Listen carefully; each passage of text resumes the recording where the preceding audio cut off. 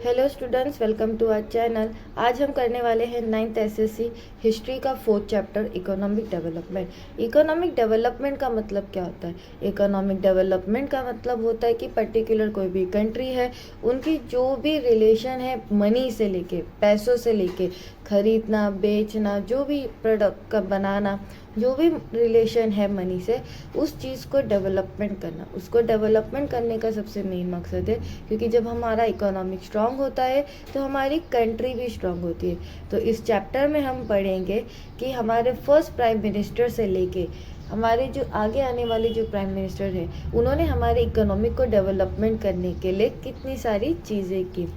तो शुरुआत करते हैं हमारे चैप्टर की।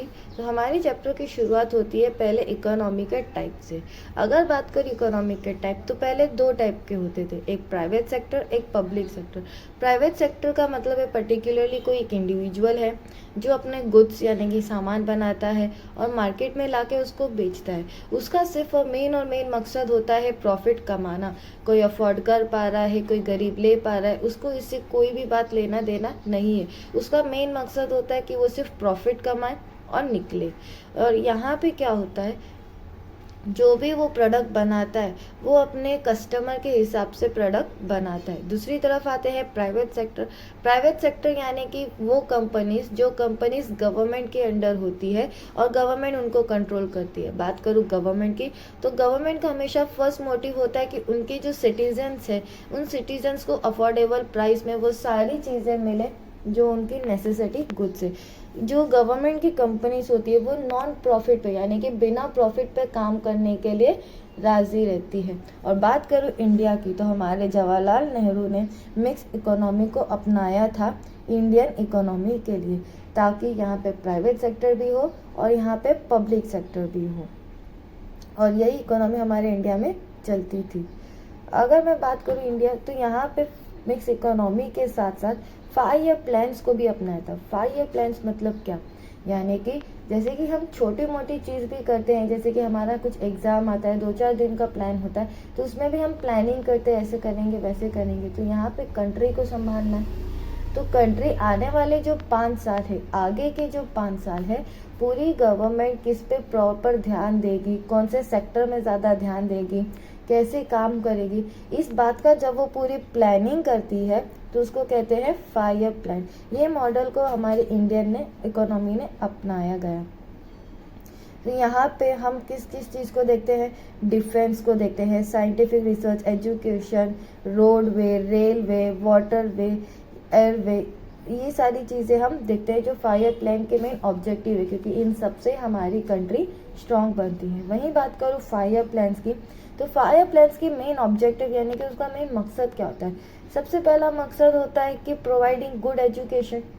गुड एजुकेशन क्यों प्रोवाइड करना चाहती है, क्योंकि जितनी लिटरेसी रेट कंट्री की बढ़ती है, जितने लोग पढ़े लिखे निकलते वो उतने ज़्यादा स्किलफुल होते हैं, उनकी प्रोडक्टिविटी उतनी इंक्रीज होती है, जिससे हमारी कंट्री को बहुत ज़्यादा बेनिफिट होता है। उसके बाद है प्रोवाइडिंग गुड हेल्थ। प्रोवाइडिंग जैसे कि अगर हमारी सेहत अच्छी रहेगी तो ऑटोमेटिकली जो इंसान की सेहत अच्छी होती है वो अच्छा काम करता है, और अच्छे काम से अच्छे पैसे कमा के उसकी जो घर गृहस्थी है वो भी अच्छी चलती है। Removal of poverty. पॉवर्टी यानी कि बहुत गरीब लोग जिनके पास घर नहीं होता है, खाना नहीं होता है, उन लोगों को भी उनकी गरीबी हटाना। उसके बाद इकोनॉमिकली डेवलप। इकोनॉमी डेवलप यानी कि अपने आप में इतना सेल्फ सफिशेंट हो जाना कि उन्हें कभी कोई चीज़ बाहर की कंट्री से ना खरीदना पड़े जो बहुत ही महंगी होती है। उसके बाद है इंडिया को ग्लोबली स्ट्रॉन्ग करना, यानी कि पूरे वर्ल्ड के सामने इंडिया को इतना ताकतवर बनाना कि हर कोई कंट्री इंडिया से दोस्ती करना चाहे, जिससे उसका दबदबा बना रहे। Ease of business. जो बिजनेस होता है उस बिजनेस से ही कंट्री का मेन चलता है। जैसे कि एक बिजनेस लोगों को एम्प्लॉयमेंट जनरेट करता है, लोगों को इनकम देता है, कंट्री को टैक्स देता है। एक बिजनेस नहीं होता है, बहुत सारे लोगों के लिए बहुत फरिश्ता होता है, यानी कि जिसकी बहुत सारे लोगों के लिए वो बहुत इजी वे कर देता है, गवर्नमेंट की बहुत हेल्प कर देता है लोगों की स्टैंडर्ड ऑफ लिविंग को बढ़ाने के लिए। तो 5 ईयर्स प्लान के ये सबसे मेन ऑब्जेक्टिव थे। अगर मैं बात करूँ 5 ईयर प्लान, तो उसमें सबसे पहला आता है नेशनल इनकम बढ़ाना। नेशनल इनकम यानी कि अगर जैसे हमारी जो इंडियन सिटीजन्स है उनके अगर इनकम बढ़ेंगे तो ऑटोमेटिकली उन लोगों का रहन सहन, वो अपने लिए जो भी उनकी नेसेसिटी गुड्स है वो सारी चीज़ें अफोर्ड कर पाएंगे जो उनको चाहिए। उसके बाद इंडस्ट्रीज़ को बढ़ाना, क्योंकि जितनी ज़्यादा इंडस्ट्रीज़ बढ़ेगी उतने प्रोडक्ट्स हमारे कंट्री में बनेंगे, और जितने प्रोडक्ट्स हमारी कंट्री में बनेंगे हमें कम प्राइस में वो सारे प्रोडक्ट्स मिलेंगे। उसके बाद एग्रीकल्चर, सीधी सी बात है, बिना खाए काम नहीं चल सकता, और इंडिया के पास सबसे ज़्यादा एग्रीकल्चर फर्टिलाइजिंग लैंड है जिसका इंडिया को फ़ायदा उठाना चाहिए, जिसने ब्रिटिश ने उसको बर्बाद कर दिया था। तो एग्रीकल्चर को भी डेवलपमेंट करना जिससे खाने क्या हो सस्ते मिले लोगों को। उसके बाद है एम्प्लॉयमेंट जनरेशन, यानी कि जितने ज़्यादा लोग काम करेंगे उतनी ज़्यादा इनकम घर में आएगी और हमारा स्टैंडर्ड ऑफ लिविंग सुधर जाएगा। उसके बाद बैलेंसिंग करना, किन के बीच में बैलेंसिंग करना, जो हमारी कंट्री में होता है ना अमीर और अमीर, गरीब और गरीब, उनके बीच में बैलेंसिंग करना, जिससे क्या हो हमारी कंट्री स्टेबल हो जाए, रीजनल डिस्पैरिटी ना जाए, यानी कि गांव और शहर, गांव एकदम पिछड़ा हुआ, शहर एकदम डेवलपमेंट, ऐसा ना हो। उसके बाद बात करते हैं हम लोग हमारे फैमिली प्लानिंग। जैसे कि आप जानते हैं पहले क्या होता था, बहुत ज़्यादा बच्चे पैदा होते थे जिसकी वजह से पॉपुलेशन एक्सप्लॉइट हो जाती थी। अब इतने सारे लोग और कमाने वाला एक, तो खाएंगे क्या, तो बहुत सारे लोग गरीब रह जाते थे। तो फैमिली प्लानिंग, हम दो हमारे दो, ये भी होता था।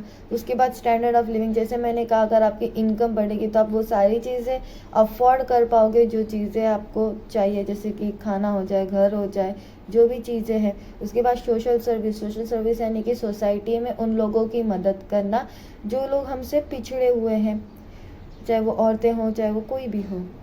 उसके बाद है सेल्फ सफिशेंसी, इंडिया को खुद में इतना आत्मनिर्भर बना दो कि उनको दूसरी कंट्री से कभी कोई चीज़ खरीदनी ना पड़े।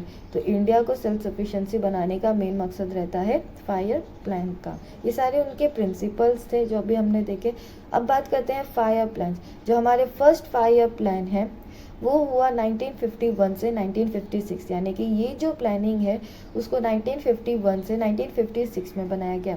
हमारा जो 5 ईयर प्लान का जो पॉलिसी था उसको अग्रीमेंट यानी कि उसको हाँ मिला कि वो हम कर सकते हैं 1950 में।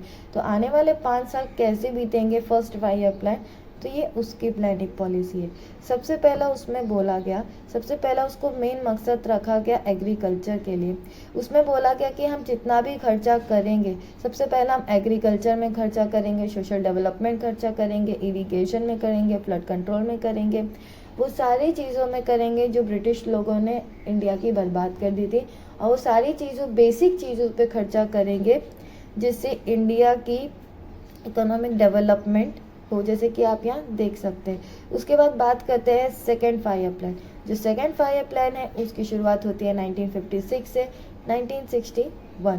यहाँ पे मेनली सबसे ज़्यादा ध्यान दिया गया था इंडस्ट्रियलाइजेशन। जैसे कि एग्रीकल्चर तो हम लोग ने फर्स्ट 5 ईयर प्लान में बना दिया, लेकिन जो सेकेंड 5 ईयर प्लान था उसमें मेनली ध्यान दिया गया इंडस्ट्रियलाइजेशन। जितनी ज़्यादा इंडस्ट्रीज़ बनेगी उतना ज़्यादा इंडिया को फ़ायदा होगा। कैसे इंडस्ट्रीज़ बनेंगी तो हज़ारों लोगों को काम मिलेगा, काम मिलेगा तो लोग इनकम कमाएंगे और इनकम से घर की स्थिति सुधर जाएगी, और प्लस हमारी कंट्री को प्रोडक्ट्स मिलेंगे जिससे लोग उसको खरीदेंगे और कंट्री को कहीं ना कहीं उसका बेनिफिट होगा। इसके लिए सेकेंड 5 ईयर प्लान में सबसे ज़्यादा ध्यान दिया गया इंडस्ट्रियलाइजेशन पे।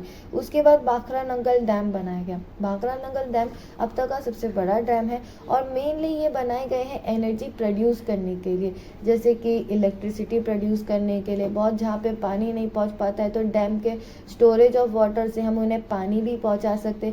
तो भाखरा नंगल डैम हमें सिर्फ इंडस्ट्री में नहीं बल्कि एग्रीकल्चर में भी बेनिफिट देता है।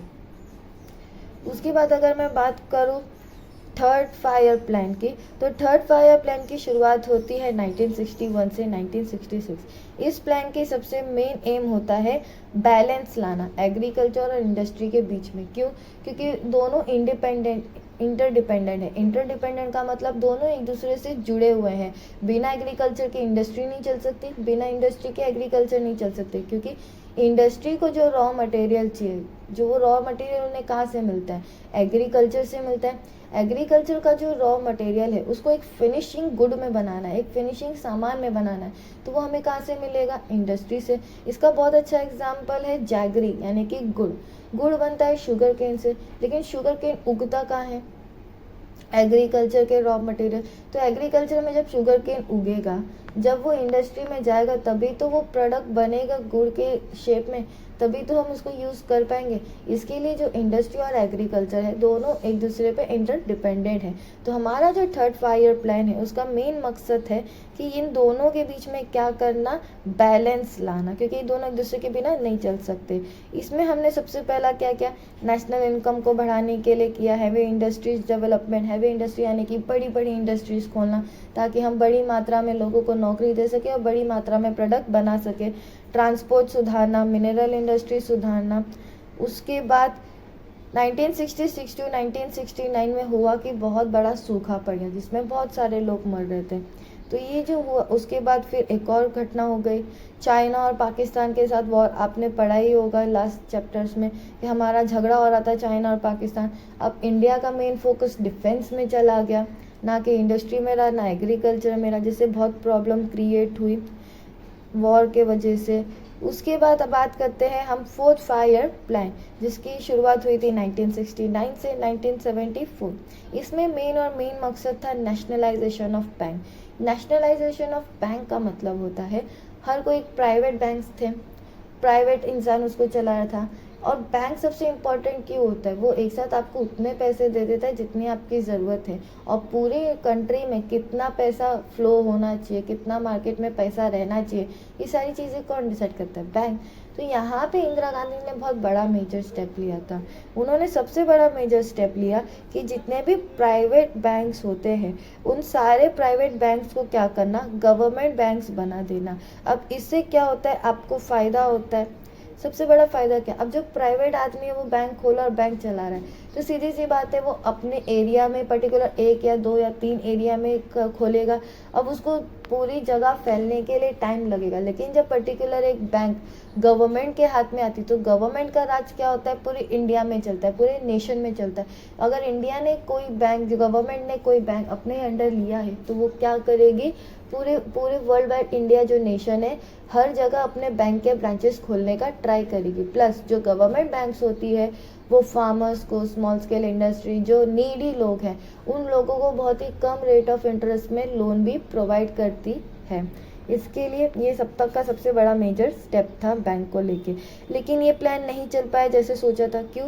क्योंकि अब जैसे ही आप जानते हैं हमारी पड़ोसी मुल्क पाकिस्तान ऑलवेज डूइंग उंगली, तो उन्होंने बांग्लादेश जो देश है उस पर हमला कर दिया था, जो पहले पाकिस्तान था, ईस्ट पाकिस्तान।